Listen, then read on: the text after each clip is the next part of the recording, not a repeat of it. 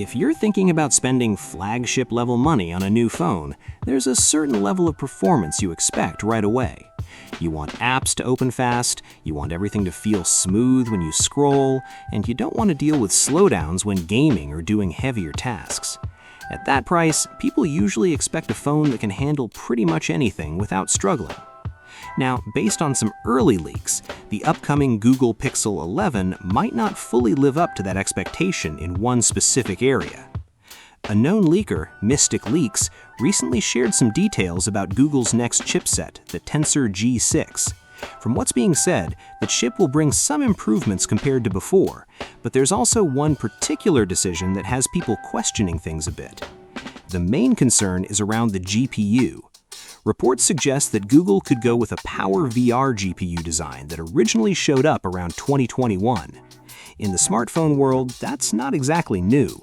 Graphics performance tends to move very fast, especially when it comes to gaming, high frame rates, and more demanding apps. So using something based on an older design naturally raises some doubts. This kind of situation isn't completely new either. We've seen similar patterns with earlier Pixel devices like the Google Pixel 10.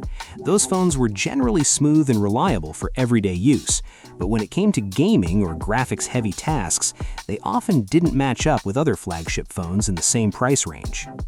Google's approach has been a bit different compared to other brands. Instead of focusing heavily on raw graphics power, they've put more attention into AI features. A lot of this is powered by tools like Google Gemini, which handles things like voice recognition, image editing, smart suggestions, and real-time processing. In those areas, Pixel phones have been very strong and competitive. But the thing is, when people are paying flagship prices, they usually expect a complete package. Not just strong AI or camera performance, but solid gaming performance and balanced power across the board. If the GPU ends up being weaker compared to rivals, that could become something users actually notice, especially those who play games or use more demanding apps. On the brighter side, the CPU part of the Tensor G6 seems more promising.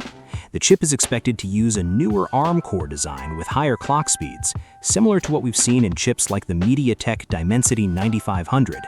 That should help with things like app loading times, general speed, and smooth multitasking.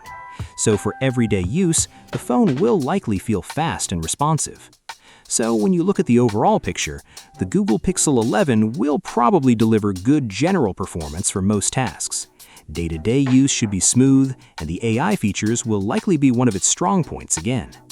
But when it comes to graphics performance, especially for gaming, it may still fall behind other flagship phones. At the end of the day, it really depends on what matters most to you. If you care more about camera quality, clean software, and useful AI features, the Pixel 11 could still be a solid choice. But if you're someone who wants top-level performance in every area, especially gaming, then this might not be the best option for you. Everything will become clearer as we get closer to the official launch, which is expected around August 2026. But until then, do consider subscribing to the channel for daily tech updates, and don't forget to turn on post notifications, and I'll see you guys on the next one.